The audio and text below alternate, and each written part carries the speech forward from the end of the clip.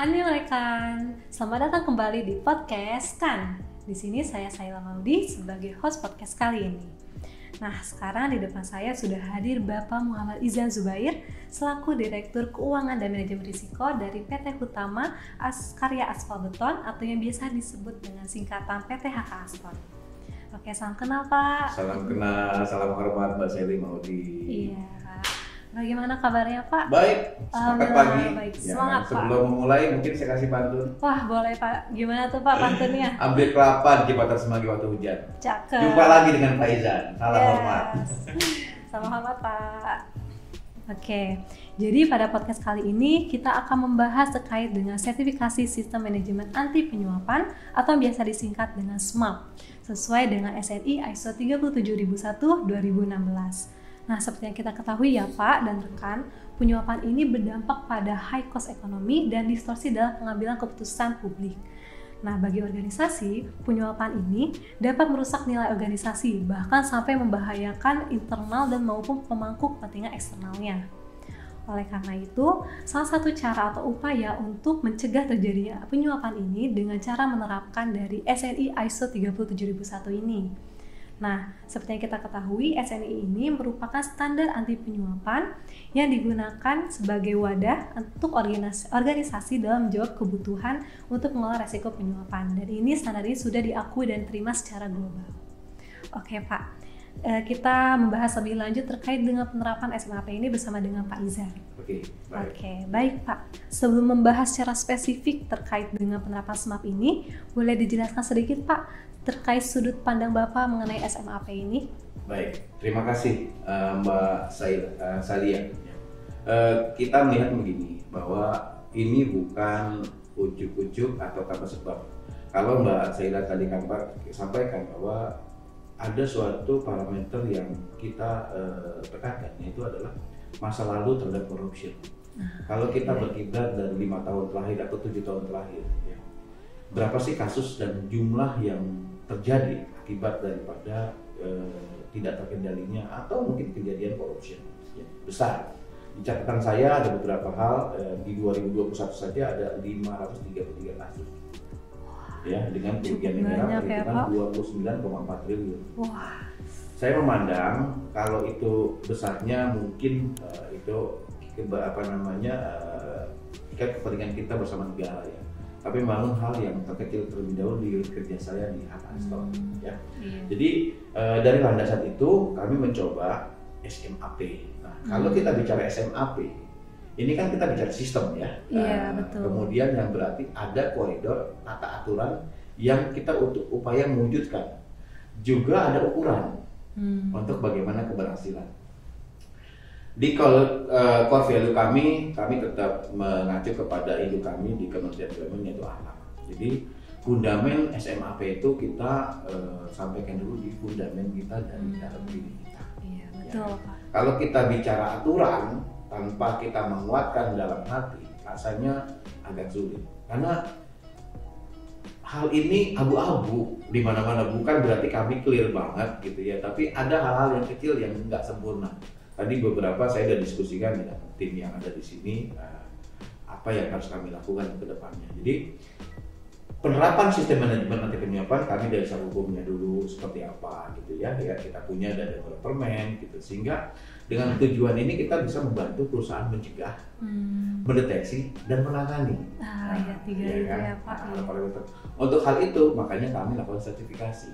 Nah, sertifikasi kami ada di pertama itu di 2020 yang insya Allah di bulan Desember kalau nggak salah ya. Insya Allah nanti ada pembaharuan kembali di tahun 2023 ini. Namun untuk kami melakukan sertifikasi, kami ada satu pengukuran yang kami harus persiapkan. Terutama sisi daripada mentality untuk mereka juga punya komitmen melaksanakan itu. Iya, betul. Nah, di situ yang mungkin kata-katanya mencegah ya. Iya. Jadi bagaimana mencegah, kemudian deteksi.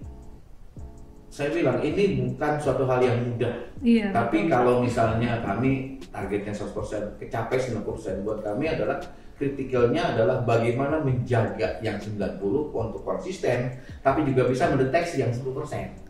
Nah, sehingga nanti itu yang kita tangani. ya kan lebih 10% ya, ya. gitu. Itu yang di tempatnya kita ya, untuk kita bisa going concern terhadap, kalau sertifikat rasanya itu bisa kita ambil satu sistem, tapi bagaimana mencegah itu dari pribadi, itu kita berpulang daripada ke hati yang kita bangun. Ya baik Pak, jadi semuanya dimulai dulu dari fundamentalnya, dari kitanya, jadi kita ada kesadaran untuk bisa menangani itu. Iya, baik Pak. Kalau boleh tahu Pak, sudah berapa lama organisasi Bapak ini menerapkan SMAP?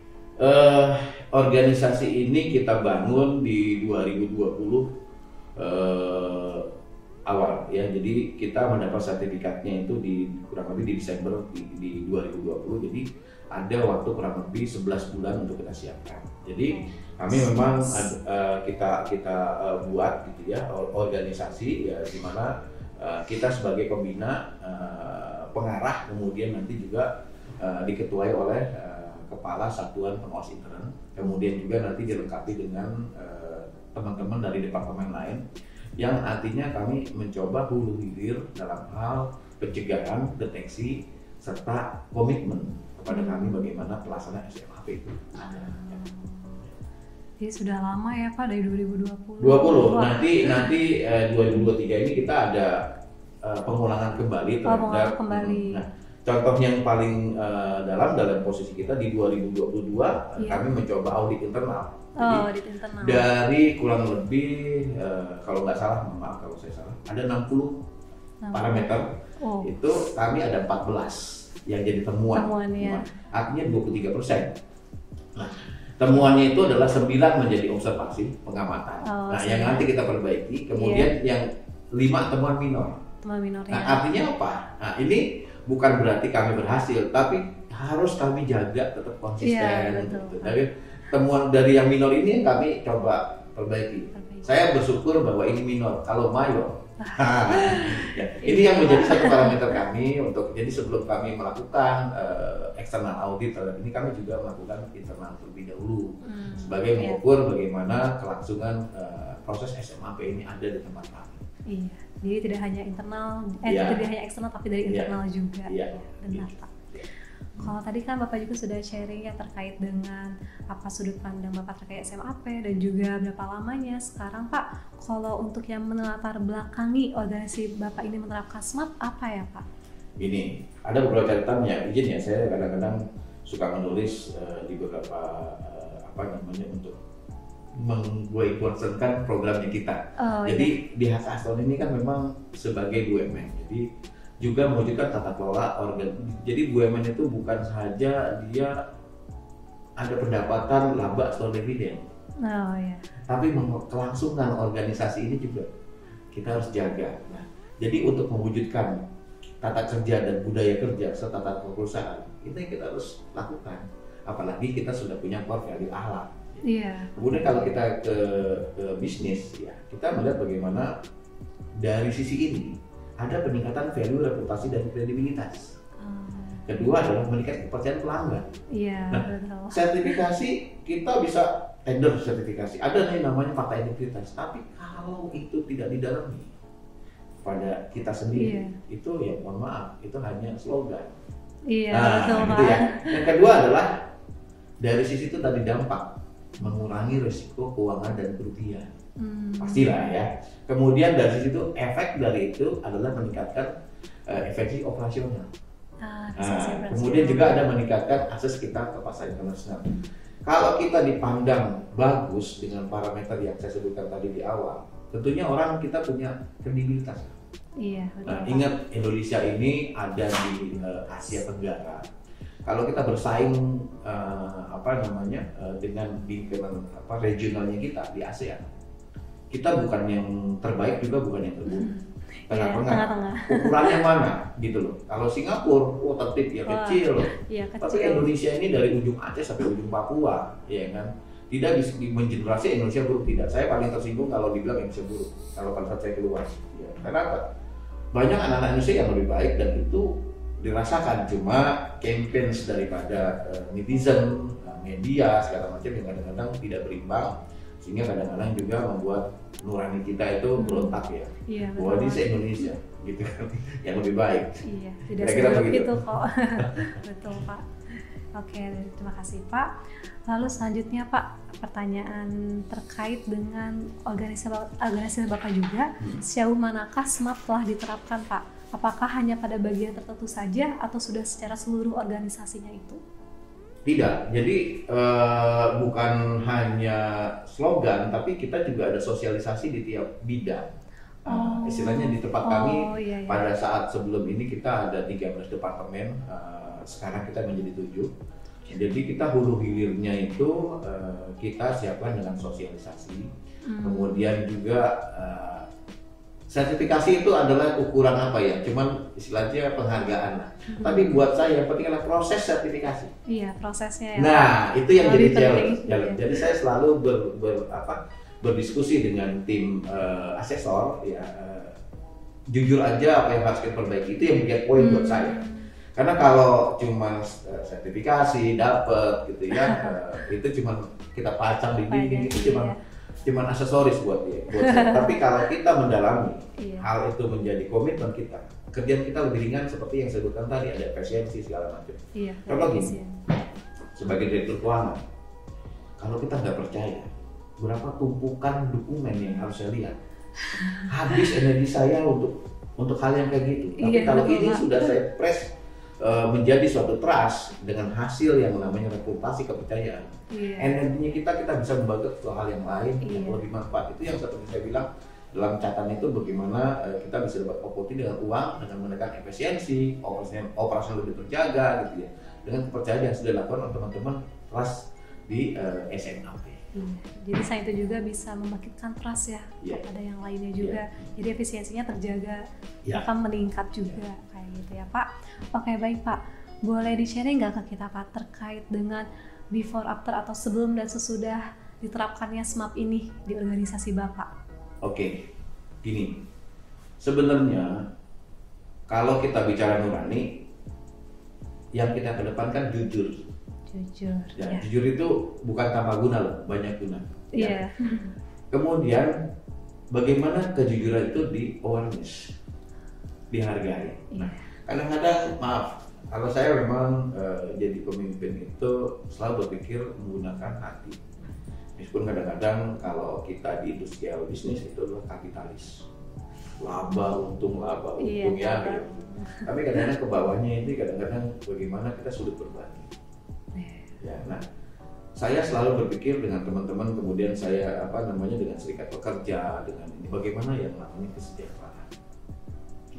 Kalau organisasi unit kerja sudah banyak memiliki kesejahteraan, ya, insya Allah sih, yang namanya tadi itu, ya istilahnya bagian dari pencegahan ya, dan juga menjadi deteksi apabila ada rekan-rekannya yang memang ke kiri menyimpang gitu ya. Jangan begitu, bersyukurlah begini. Nah, kita bangun kreatif. Saya lebih senang ke meja saya teman-teman mengajukan efisiensi dibanding mengajukan anggaran. Pak, kita butuh Pak, saya punya efisiensi begini, keuntungan perusahaan begini Pak, nah, sehingga nanti ininya begini Pak. Kita bisa berbagi sehingga akan menaikkan kinerja. Nah, karena kami di badan usaha, peningkatan efisiensi operasi juga lebih ditekan sehingga naikin laba. Apa kami pusing? Nah, jadi energi itu kita buat yang tadinya harus melakukan verifikasi lebih banyak gitu ya. Tapi karena ada tanggung jawab ini, sehingga itu bisa dikedepankan untuk hal yang lebih baik lagi. Betul Pak. Nah, itulah yang mungkin ya. Nah, jadi membangun kesejahteraan itu memang agak challenging ya, tapi kita rangkul dari organisasi karyawan, berupa serikat pekerja, koperasi dan segala macam, apa sih yang dibutuhkan. Nah, dari situ nanti timbul pada saat dia mencapai, berikan awareness, penghargaan. Penghargaan itu bukan hanya sekedar uang, tapi mungkin kesempatan belajar, ya, kesempatan dia juga beribadah, kesempatan dia juga untuk promosi segala macam, itu juga adalah wadah sebuah. Jadi lebih semangat juga sih ya Pak ke personel-personelnya. Nah, personel-personelnya. Saya biasakan begini, misalnya gini, pada saat tahun lalu itu kita ada COVID. COVID. Sangat berisiko. Pak. Sangat berisiko. Bayangkan pada saat itu BPJS-nya belum begitu match dengan kebijakan pemerintah. Saya hitungkan akuntansi saya itu minimal 25 juta kalau sekali masuk rumah sakit. Bayangin besar Pak. Itu karena apa? Pasien itu telantar. Saya cuma bilang sama teman-teman yang nggak sakit saya kasih bonus. Oh, yang nggak Artinya sakit gini, kasih daripada saya bonus. keluar sekian juta, maaf ya, untuk Iya. cuma mengobati, bagaimana nanti ada pencegahan? Nah, Nah, iya. aturan kadang-kadang Pak ini nggak ada aturan, ya dibuat. Lihat efisiensi. Iya. Ya kan? Maaf nih, kadang-kadang kan misalnya gini juga ya, di tempatnya kita itu ada yang orang BPJS itu wajib buat saya, BPJS ya, karena kita mau BPJS, tapi kita juga ada link asuransi kesehatan. Nah, kadang-kadang orang suka melihat, masa sih saya karyawan di perusahaan yang besar ini pakai BPJS, itu ada waris yang kurang. Saya contohkan saya pakai BPJS. Oh, Bapak sendiri juga Iya, pakai BPJS. Saya ada satu kejadian yang lalu yang saya nggak duga, anak saya kena accident di Solo, tinggal saya di Bekasi dan Jakarta. Saya pada saat anak saya kena musibah itu, saya berpikir saya keluar pasti 75 juta karena dia kecelakaan. Ya, tapi pada saat apa kan, Bapak punya BPJS? Ada. Dan itu free. Free, Pak? Free. Wah.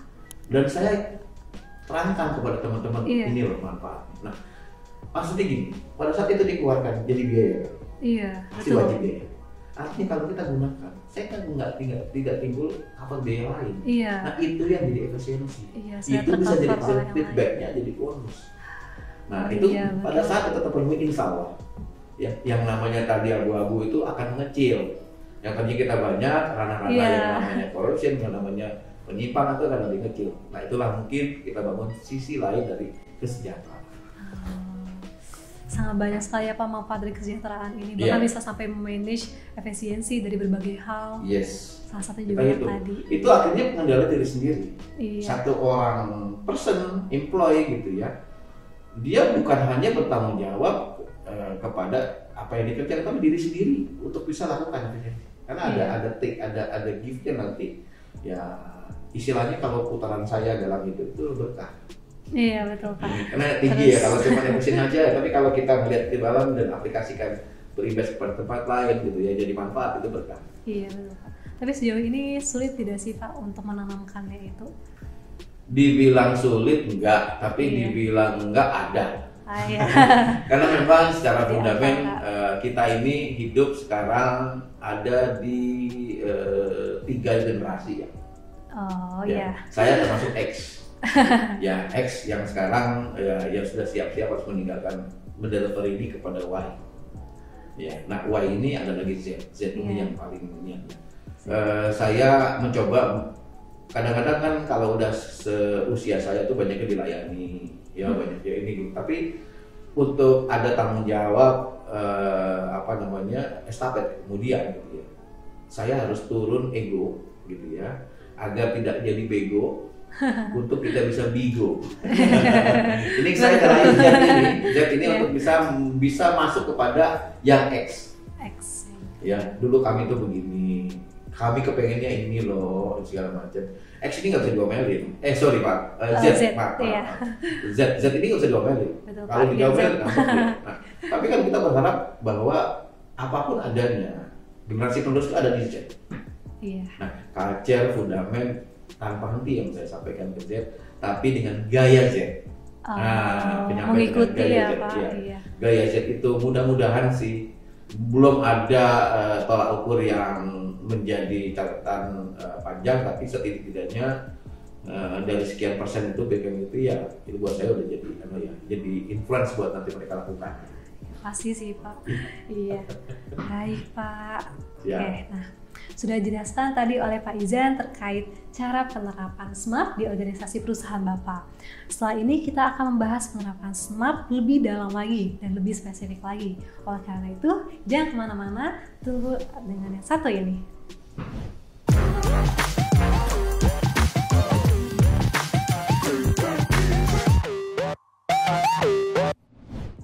Hai, kembali lagi di podcast kan. Sekarang kita akan lanjut lagi untuk membahas secara spesifik dan lebih dalam lagi terkait dengan penerapan SMART di organisasinya Pak Izan. Ya. Oke Pak, kita lanjut lagi ya. Ya Pak, untuk pertanyaan selanjutnya, bagaimana agar SMART ini dapat diimplementasikan dengan efektif di organisasinya Bapak? Baik, terima kasih Mbak Sheila. Jadi kami mencoba membuat boardnya terlebih dahulu. Jadi kami di tempatnya kami ada struktur organisasi fungsi kepatuhan ahli penyuapan. Itu diduduki oleh pejabat yang struktural ya, yang akhirnya di fungsi waskat, penguasaan melekat dalam fungsi itu diketuai oleh internal auditor, kemudian sekretarisnya corporate secretary. Nah bawahnya itu adalah masing-masing kepala departemen. Gitu loh. Nah, iya. Kenapa ada begitu? Karena kepala departemen juga punya tanggung jawab waskat kepada unit di bawahnya. Nah untuk itu pada saat awal kami lakukan sosialisasi terlebih dahulu di lintas departemen, kemudian nanti kepala departemen melakukan sosialisasi di departemen masing-masing. Yang kedua adalah secara human capital, pendekatannya adalah humanis. Artinya gini, secara kalau kita tuh kan ibaratnya perintah ya, tuduh langsung. Tuduh tuh nanti nggak boleh gini ya, nggak boleh gini ya, nggak boleh gitu, nggak boleh. Kalau kita buat, ini adalah suatu sistem yang buat kepentingan kita sama-sama. Iya. Nah itu jadi ada awareness di kita tanggung jawab yang seperti saya sampaikan pada saat yang di awal tadi sesi 1 ya. Nah untuk itu kami juga buat evaluasi, gitu, evaluasi sampai di mana ini dilakukan gitu ya. Jadi pada saat kalau kita lihat yang tadi struktur organisasi disampaikan gitu, kita juga ada peran daripada kami sebagai pengarah di komisaris dan manajemen, artinya direksi ya. Jadi apa sih yang kita mau lakukan? Jadi kita ada 3 yang kita buat. Bagaimana peningkatan penerapan SMAK agar lebih optimal. Kedua adalah bagaimana pengaduan pelanggaran melalui sistem WBS itu terjadi. Kemudian pengendalian SMA oleh tim SMAP yang tadi saya sampaikan. Jadi peningkatan penerapan SMAP ini adalah bagian daripada kelanjutan sosialisasi. Ya, yang tadi saya sampaikan bukan hanya 2 arah, tapi semua lingkungan orang saling mengingatkan di dalam departemen masing-masing ya. Nah, kita juga sudah ada sistem yang kita buat bagaimana pelaporan pengaduan WBS itu ada. Jadi kita punya semacam aplikasi, ya, aplikasi namanya ya. Jadi kan ini loh, kadang-kadang orang takut gitu ya. Kalau zaman dulu tuh surat kaleng, ya kan, gitu. Kalau sekarang kalengnya ada, suratnya nggak ada. Nggak ada.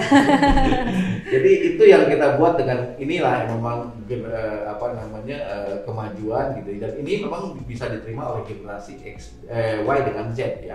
Nah ini alhamdulillah sampai dengan Desember 2022 pada saat kami juga lakukan internal audit itu nihil. Nihil ya. Artinya ada hal-hal yang memang sudah berjalan, namun kami sendiri harus tetap waspada dan hati-hati untuk itu tidak terjadi, gitu ya. Nah, dalam posisi itu, jadi nanti selalu kami di Dewan Pengarah kepada manajemen yang di bawah, gitu ya, atau BUD-1 mengingatkan bahwa SMAP itu harus terjadi yang baik, gitu ya, untuk bisa kita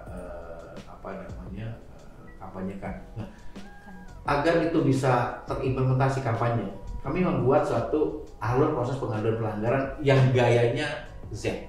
Gaya Z. Ya kalau kita bikin urutan standar gitu ya. Tapi kalau kita melihat dengan gaya-gaya seperti gambar ini ya di belakang gitu ya. Nah ini yang saya lihat. Nah ini kan asik nih kan ya. Ini apaan sih Pak kan gitu kan. Jadi mau baca nah, lihat juga. Ini mungkin style kami yang kami coba sampaikan agar ini menarik. Nah, kalau ini menarik, mereka masuk, kemudian mereka laksanakan, mereka pertanggungjawabkan dan mereka jaga. Nah, ini yang kami ada di HK Aston. Mudah-mudahan ya sistem yang kami lakukan dan pengamanan juga yang kami jaga ini bisa lebih efektif. Oh iya baik Pak. Jadi tadi sudah dibuatkan alurnya juga sesuai dengan gaya-gayanya yang gaya generasi sekarang. Itu lebih mudah untuk dipahami sih Pak. Kalau saya lihat juga tadi informasinya juga dan tetap dijaga dan dipertahankan terkait itunya. Baik Pak, sudah sangat bagus sekali. Terus Pak, kan terkait untuk mengimplementasikan itu pasti ada tantangannya sendiri ya Pak untuk menghadapi implementasi SMART ini. Boleh di-sharing juga Pak ke kita tantangannya apa saja? Pertama, memang sih kita mengajunya kepada fakta integritas. Kita buat suatu perjanjian diri dengan perusahaan yang bahwa Anda tuh punya integritas, ya ada fakta. Dalam fakta integritas itu banyak hal yang menjadi cakupan penekanan lah ya, bahwa kita tidak boleh ini gitu ya, jangan seperti itu ya. Ada poin-poin yang kurang lebih kalau nggak salah ada 7 poinnya yang ada di fakta integritas itu. Nah, tapi bagaimana kembali dari hati kita menjaga integritas itu kembali bahwa ada core value kita apa, ya kan? Ada amanah. Iya. Saya selalu PP-nya adalah kita nih ada amanah, bukan cari aman itu mungkin gaya Z ya yang saya coba cuplik gitu ya, supaya mereka paham arti amanah itu apa. Iya. Ya.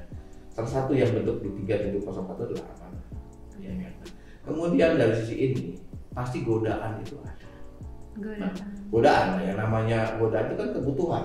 Iya kan? Nah, kemudian nanti ada kepentingan. Nah, karena ada kebutuhan diamankan oleh kepentingan. Nah, itu yang coba kita lakukan secara baik dalam wujud bentuk kesejahteraan. Kembali lagi ke kesejahteraan, iya. Bukan saya berarti bahwa itu number one kesejahteraan, tapi setidak-tidaknya kalau kita create kesejahteraan dengan tidak melanggar gitu ya, kita susun sendiri, kita bangun produktivitas kita sehingga jadi efisien, jadi kesejahteraan, insya Allah ya itu bisa mencegah ya. Karena apa? Buat saya hal ini menjadi suatu fundament ya. Kadang-kadang corruption atau pelanggaran itu dilakukan oleh orang pintar. Iya sih Pak. Orang pintar yang memang kita akui pintar. Ya, akhirnya apa? Karena dia merasa pintar. Kalau bahasa katanya pintar, dia ngeminter. Minterin orang gitu kan. Iya. Kemudian dinasihatin nggak dengar, jadi dia udah pintar, sangat pintar, ngeminter nggak dengar juga. Nggak dengar. Nah, nekat kan saking pinternya iya, saking pinter ya. Bikin blunder. Iya betul. Apapun ini pengalaman. Akhirnya pas blunder dia keder. Nah, itu aja. Kita mencoba hal itu tidak terjadi secara fundamental. Jadi masalah ini kalau kita melihat pelanggaran, ya ini masalah kepentingan dan kebutuhan tadi. Tapi kalau sudah terkonsep yang orang pintar, itu nanti adalah sistem sistemnya itu. Tapi kalau kita fundament di sini, itu enggak jadi. Jadi korupsi itu bukan hanya dilakukan orang-orang yang di bawah, tapi orang pintar itu lakukan dengan cara yang mungkin sudah kita. Iya kan? Nah ini kalau kita basisnya dengan akhlak, insya Allah ada amanah tadi. Nah kira-kira begitu sih secara yang saya coba membangun gitu ya dari sisi human capitalnya saya gitu ya. Terlepas daripada sistem ini ada suatu pernyataan yang disebutnya integritas tadi gitu ya kita depankan, tapi kita coba mencegah dengan sisi yang lain. Iya. Kira-kira gitu. Jadi core value berakhlaknya itu tidak hanya slogan saja ya Pak, tapi ditanamkan juga terutama bagian amanahnya itu. Dan kita di leader juga harus bisa mengadaptif terhadap apa sih suara-suara yang di bawah.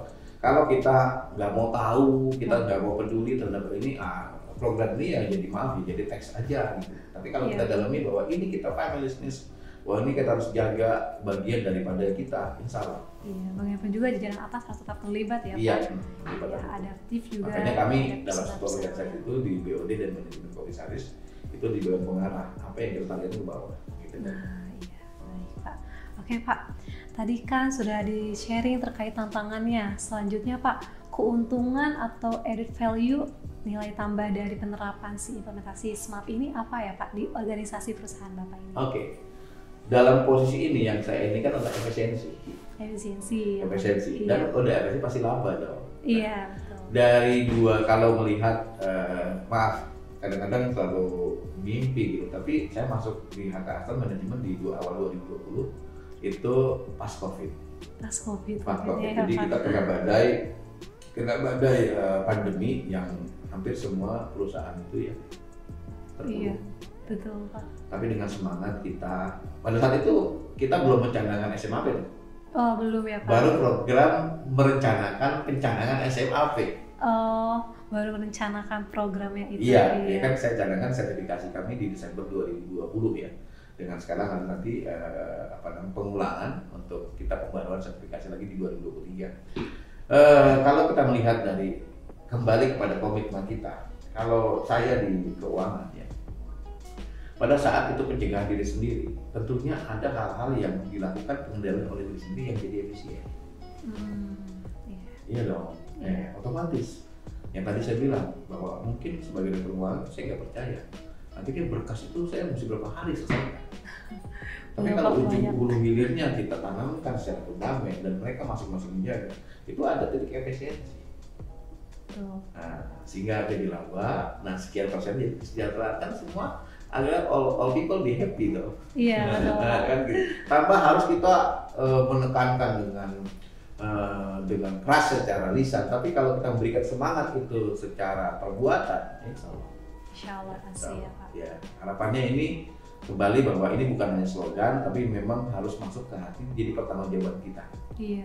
Ke depan. Karena kalau kita tidak bisa kembali bahwa saya generasi X yang sekarang nanti oleh generasi Z, ya, kita tidak bisa melakukan suatu legacy.